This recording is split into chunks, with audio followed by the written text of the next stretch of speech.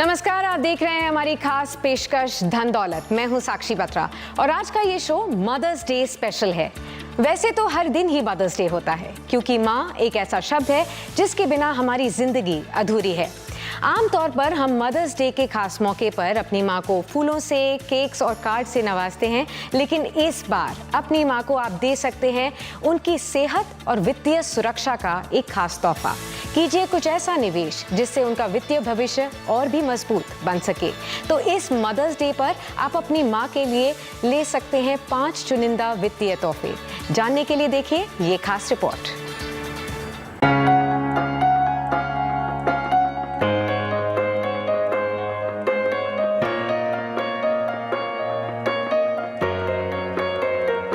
माँ महज एक शब्द नहीं बल्कि अपने आप में एक घर है,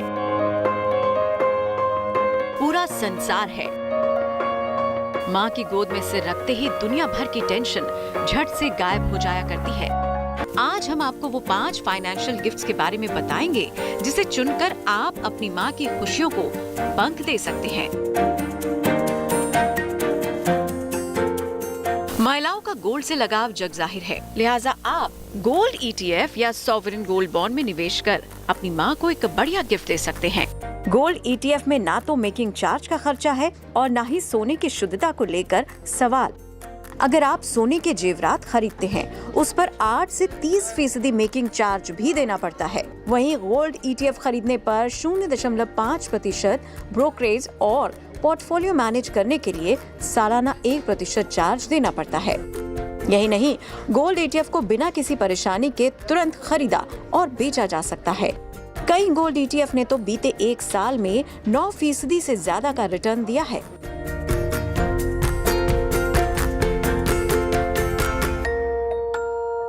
मार्केट के मुश्किल समय में निवेशक एक सुरक्षित ऑप्शन की तलाश करते हैं। इन्वेस्टमेंट का ऐसा विकल्प जहां उनका पैसा भी सुरक्षित रहे, साथ में बढ़िया रिटर्न भी मिले। लिहाजा म्यूचुअल फंड बाजार को जोखिम को काफी हद तक कम करता है। म्यूचुअल फंड में एक मुश्त और SIP के जरिए निवेश का तरीका चुन सकते हैं। साथ ही SWP यानी सिस्टमैटिक विड्रॉल प्लान के जरिए निवेशक एक तय रकम म्यूचुअल फंड स्कीम से वापस पाते हैं। यानी कि SWP के जरिए निवेश पर डेली, वीकली, मंथली, तिमाही, 6 महीने या सालाना विड्रॉल की सुविधा मिलती है। अगर आप अपनी माँ के लिए रिस्क और रिवॉर्ड के फॉर्मूले से दूर सुरक्षित निवेश करना चाहते हैं तो आपके लिए पोस्ट ऑफिस की मंथली स्कीम में निवेश फायदा का सौदा साबित हो सकता है। पोस्ट ऑफिस की मंथली स्कीम में सुरक्षा की गारंटी के साथ आपको गारंटेड रिटर्न भी मिलता है। मंथली इनकम प्लान के तहत हर साल अधिकतम 4.5 लाख रुपए तक का निवेश किया जा सकता है, जहां सालाना 6.6% की दर से ब्याज मिलता है। यूँ कहें, अपनी माँ की हर छोटी से छोटी जरूरतों के लिए पोस्ट ऑफिस की मंथली स्कीम एक अच्छा निवेश साबित हो सकता है, क्योंकि यहाँ हर महीने एक तय रकम मिलती रहेगी। इस मदर्स डे आप अब मेडिकल इंश्योरेंस भी गिफ्ट के तौर पर चुन सकते हैं। बढ़ती उम्र और बीमारियों से मुकाबला करने के लिए मेडिकल इंश्योरेंस जरूरी है। लिहाजा अचानक आए मेडिकल खर्चों से निपटने के लिए कोई बढ़िया मेडिकल इंश्योरेंस गिफ्ट किया जा सकता है। कोरोना महामारी के भयावह दौर को दुनिया ने देखा और झेला। जब सब कुछ बंद हो गया था तब सिर्फ इमरजेंसी के लिए बचाकर रखा हुआ पैसा ही काम आया। कुदरत के इस कहर ने लोगों को बचत का महत्व समझा दिया है। इमरजेंसी फंड को ऐसे ऑप्शन में निवेश करना चाहिए जहां से इसे आप आसानी से निकाल सकें। इमरजेंसी फंड नकदी के रूप या सेविंग बैंक अकाउंट के रूप में हो सकता है। इमरजेंसी फंड को आप लिक्विड म्यूचुअल फंड या डेट फंड में भी रख सकते हैं। फिक्स डिपॉजिट या रिकरिंग डिपॉजिट में भी इमरजेंसी फंड बनाया जा सकता है जो मुश्किल वक्त में काम आ सके। आज हम आपको बाजार की बारीकियों के साथ निवेश के कुछ और विकल्प बताएंगे जिससे आप मदर्स डे पर अपनी माँ को गिफ्ट कर सकते हैं। Bureau report, good news today. और चलिए इसी के साथ अब हम स्वागत करते हैं आज के हमारी खास मेहमान का। मृन अग्रवाल हमारे साथ मौजूद हैं, फाउंडर हैं फिनसेफ की। बहुत बहुत स्वागत है मृन आपका इस खास शो पर, और ख़ास तौर पर आपको भी मदर्स डे की बहुत बहुत बधाई। मदर्स डे की बातचीत हो रही है तो सबसे पहला सवाल जो मेरे जहन में आता है वो यही है कि अक्सर ये देखा गया है कि महिलाओं को और मदर्स को गोल्ड से काफ़ी लगाव होता है। तो अगर इस मदर्स डे पर सोने का तोहफा देना हो अपनी माँ को, लेकिन आज के इस दौर में कई तरीके के गोल्ड ऑप्शंस भी मौजूद हैं फिजिकल गोल्ड के अलावा भी, तो ये हमारे सभी दर्शकों को बताइए कि सबसे बेहतर विकल्प कौन सा होगा अगर गोल्ड का गिफ्ट देना हो अपनी मदर को। नमस्कार Sakshi, and thank you for having me on the show. Gold में निवेश करना बहुत ही प्रिय है सभी माँओं को, बट जो आप जेवर खरीदते हैं उस पर काफ़ी चार्जेस लग जाते हैं, मेकिंग चार्जेस, वेस्टेज चार्जेस और दूसरे ओवरहेड चार्जेस लग जाते हैं, जिसकी वजह से जो आप दाम दे रहे हैं उसका करीब 25 से 30% ये सब ओवरहेड चार्जेस में चला जाता है। तो इसके बदले आप एक और गोल्ड में निवेश कर सकते हैं जो है सॉवरेन गोल्ड बॉन्ड स्कीम। ये गवर्नमेंट का स्कीम है जिसमें आप गोल्ड में निवेश करते हैं, बट इसमें आपको गोल्ड फिजिकली मिलता नहीं है, ये इलेक्ट्रॉनिक फॉर्म में है और इसमें 8 साल का लॉक इन है। 8 साल के बाद जो आपको रिटर्न आएगा, इसमें सबसे बड़ी खासियत ये है कि ये जो रिटर्न आपको 8 साल के बाद आएगा ये बिल्कुल टैक्स फ्री है। Of course the return is linked to the return on the gold.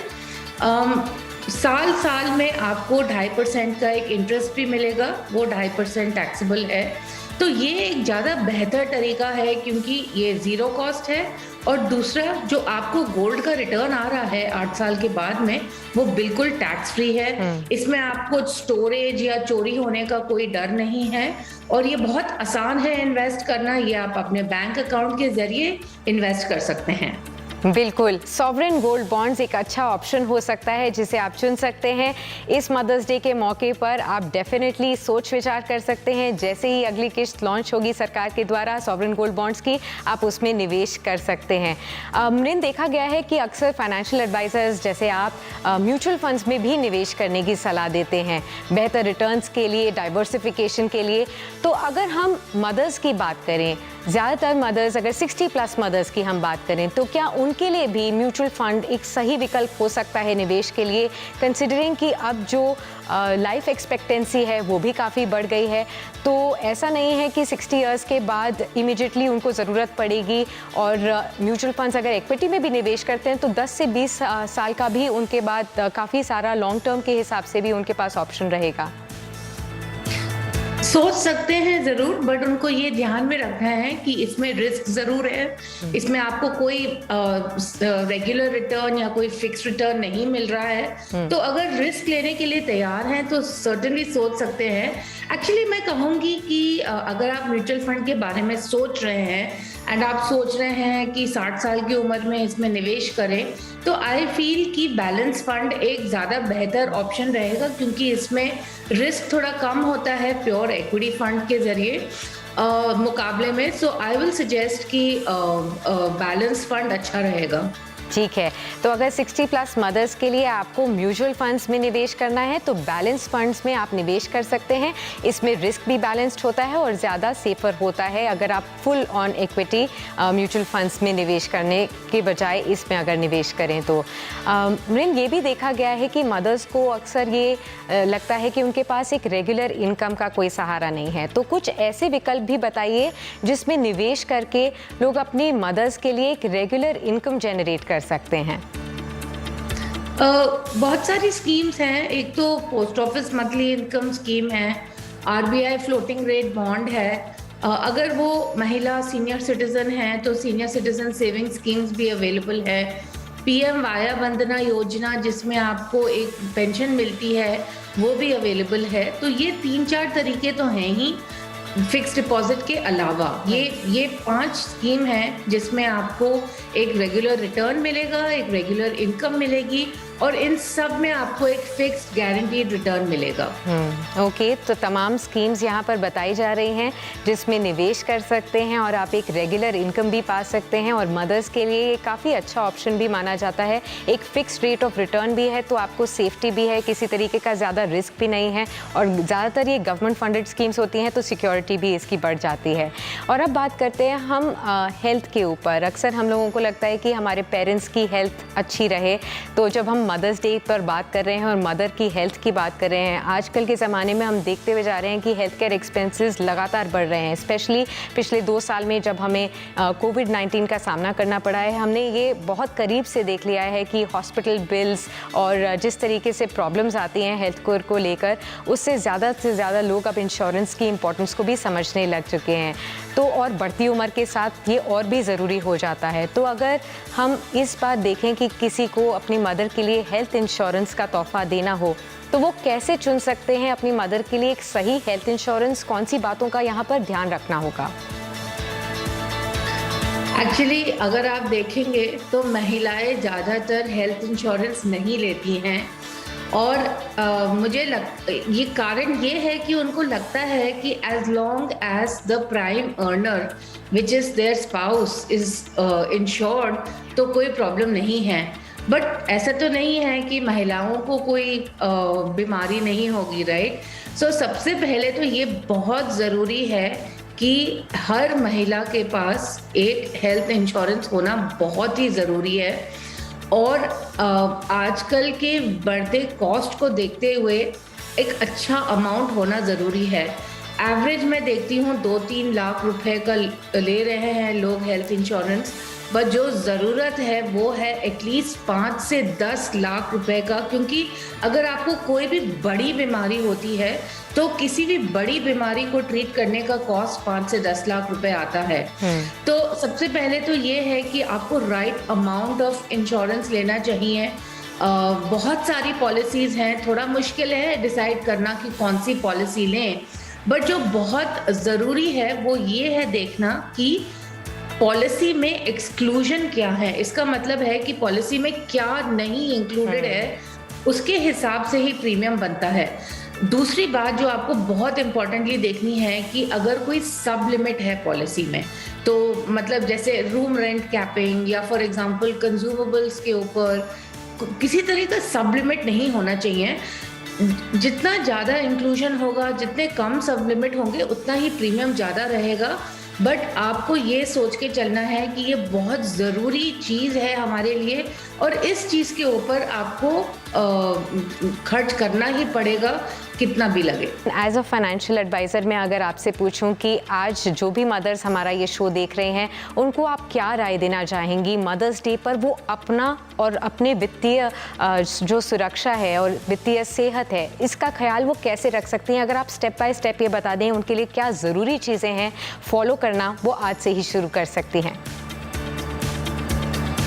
सबसे पहले तो मैं ये सोचती हूँ कि सारी मदर्स को फाइनेंशियल मैटर्स में इन्वॉल्व होना चाहिए। ज़्यादातर देखा जाता है कि ये जो फाइनेंशियल मैटर हैं, एक्सेप्ट घर का जो महीने का जो बजट है, बट लॉन्ग टर्म की जो फाइनेंशियल प्लानिंग है उसमें ज़्यादातर महिलाएं इन्वॉल्व नहीं होती हैं, क्योंकि मदर्स के ऊपर काफ़ी प्रेशर रहता है, काफ़ी सारी चीज़ें हैं करने के लिए।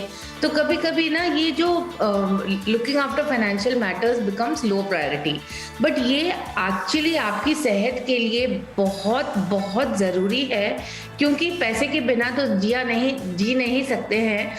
और अगर आप अपने फाइनेंसेस के कंट्रोल में नहीं हैं तो आप कैसे अपने लाइफ बिताएंगे? तो सबसे पहले तो आपको फैमिली फाइनेंसेस में इन्वॉल्व होना चाहिए। Certainly budgeting is important. Having the right amount of life and health insurance is also important. हमने health insurance के बारे में बात की थी, but life insurance होना भी बहुत ज़रूरी है। ऐसा नहीं है, अगर आप होम मेकर भी हैं तभी भी लाइफ इंश्योरेंस होना ज़रूरी है, क्योंकि आप बहुत सारे काम कर रही हैं जो रिप्लेस करना बहुत ही मुश्किल है। So yeah, these are a couple of things that I think are very important. बिल्कुल। प्रेरणा, बने रहिए हमारे साथ क्योंकि सवाल जवाब का सिलसिला अभी आगे जारी रहेगा। बहुत से दर्शकों के सवाल आए हैं जो हम आपसे पूछेंगे, लेकिन कुछ ऐसी भी चीज़ें हैं जिसे अपनी मदर्स को रूबरू कराना अब ज़रूरी हो चला है। आज टेक्नोलॉजी ने दुनिया को मुट्ठी में ला दिया है और इसके लिए बस एक स्मार्टफोन होना चाहिए। आप घर बैठे ही ऑनलाइन शॉपिंग कर सकते हैं, बिजली और पानी का बिल भर सकते हैं और तो और बैंक जाने के बजाय घर बैठे ही किसी को भी पैसा भी भेज सकते हैं। आज स्मार्टफोन की वजह से जहां सहूलियतें हैं, वहीं खतरा भी साइड की तरह साथ साथ चल रहा है। लिहाजा इस मदर्स डे पर टेक्नोलॉजी से जुड़े हुए खतरों को भी और इनकी जानकारियों को भी अपनी मां को ज़रूर आप शेयर कीजिए।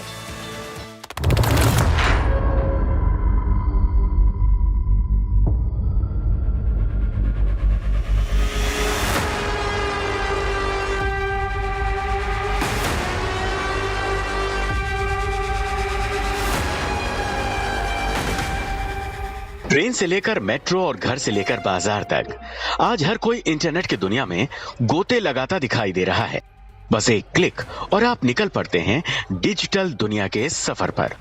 इस डिजिटल दौर ने जहां लोगों को सहूलियतें दी हैं, वहीं खतरा भी साथ साथ आगे बढ़ रहा है। आपके स्मार्टफोन में झांकने की कोशिशें हो रही हैं। यही नहीं, पैसे भी निकाल रहे हैं।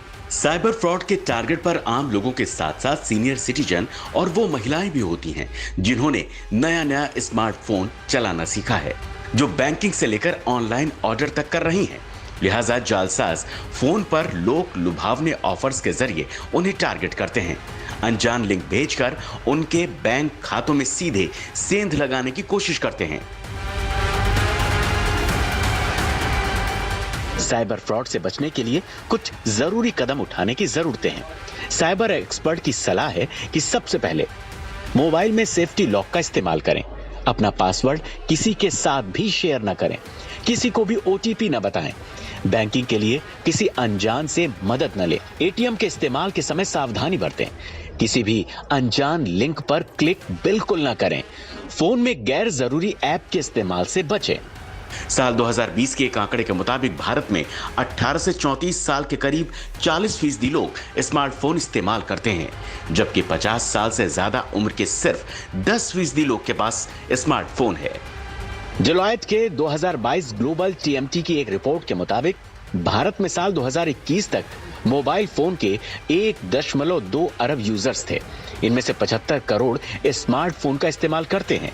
एक अनुमान के मुताबिक साल 2026 तक भारत में करीब 1 अरब लोग स्मार्टफोन का इस्तेमाल करने लगेंगे, जिससे ग्रामीण इलाकों में इंटरनेट से लैस मोबाइल फोन की बिक्री में बढ़ोतरी से स्मार्टफोन इस्तेमाल करने वाले लोग बढ़ेंगे। यानी ऐसे लोगों की तादाद भी बढ़ेगी जो पहली बार स्मार्टफोन का इस्तेमाल करेंगे। लिहाजा चंद उपाय अपनाकर आप खुद भी और अपनों को भी साइबर फ्रॉड से बचा सकते हैं। Bureau report, good news today. अपनी माँ के लिए सिर्फ फाइनेंशियल ज़रूरतों का ही नहीं, लेकिन उनकी खुशियों को भी पंख लगाने का आप काम करें, क्योंकि एक माँ ही तो होती है जिसने घर संभालने के लिए कभी एक दिन की भी छुट्टी नहीं ली। तो इस मदर्स डे पर क्यों ना आप एक बढ़िया वेकेशन अपनी माँ को गिफ्ट करें। अब उसकी तैयारी कैसे करनी है, जानिए इस खास रिपोर्ट में। कश्मीर हो या कन्याकुमारी, शिमला हो या शिलोंग, यूरोप घूमने का सपना हो या फिर स्विट्जरलैंड की खूबसूरती को करना हो दीदार,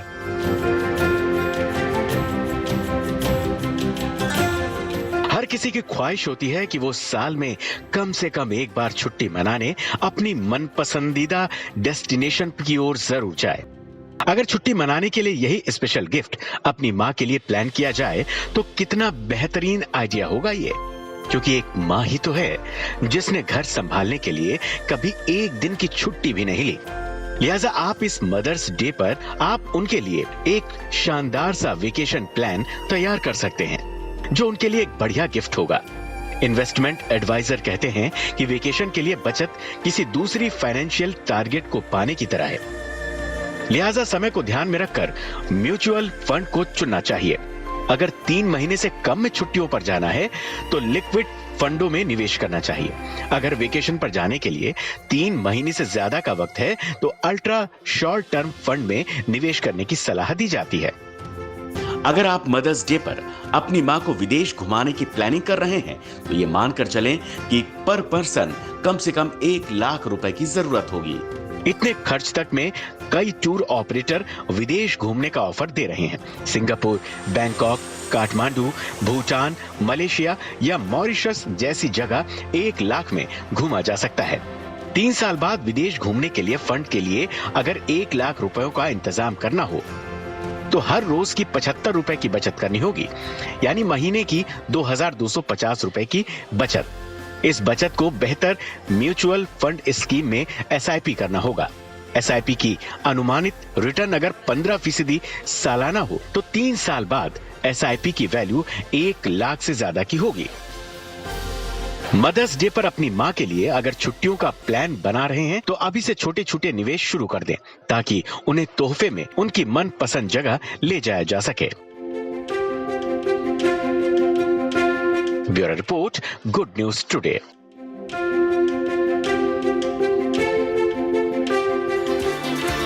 और अब वक्त है जनता के सवालों का। मृन, सबसे पहला सवाल हमारे पास दिल्ली से आया है, नीरज का सवाल, और जानना चाहते हैं कि उनकी मां रिटायर्ड गवर्नमेंट ऑफिसर हैं, उनकी पेंशन आती है 25,000 रुपए, और मां के लिए इस पैसे को वो कहाँ निवेश करें, ये आपसे जानना चाहते हैं। सिंस वो रिटायर्ड हैं और आई वुड सजेस्ट कि ये आप सेफ जगह में ही रखें। मैंने बहुत सारे सेफ ऑप्शंस बताए थे। मेरे ख्याल से तो ये फिक्स डिपॉजिट में ही डाल के रखें तो वो ही बेहतर रहेगा। एक आखिरी सवाल हमारी दर्शक की तरफ से जो आया है वो भी ले लेते हैं। ये जलंधर से सवाल आया है गौरव का। गौरव पूछते हैं कि अपनी माँ के लिए अगर कोई इमरजेंसी फंड उनको बनाना हो तो सुरक्षित निवेश के लिए क्या FD या RD के जरिए ही पैसा जुटाना सही रहेगा? बिल्कुल, देखिए जो इमरजेंसी फंड है वो आप यूज़ कर रहे हैं जब आपकी कोई इमरजेंसी आ रही है, तो इस फंड में हमें रियली रिटर्न्स के लिए नहीं देखना चाहिए। हमें क्या देखना चाहिए कि जब हमें पैसे चाहिए तो कितनी आसानी से हम ये पैसे निकाल सकते हैं।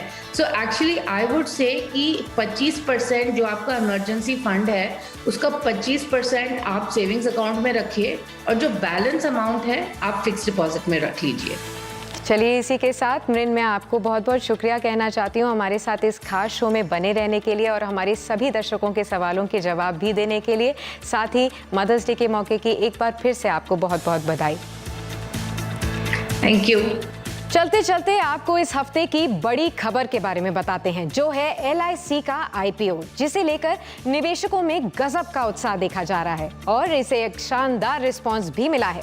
अब देखा जाए तो LIC के IPO में आप 9 मई तक निवेश कर सकते हैं, यानी कि 5 दिनों के लिए IPO खुला है जिसमें आप बिड कर सकते हैं।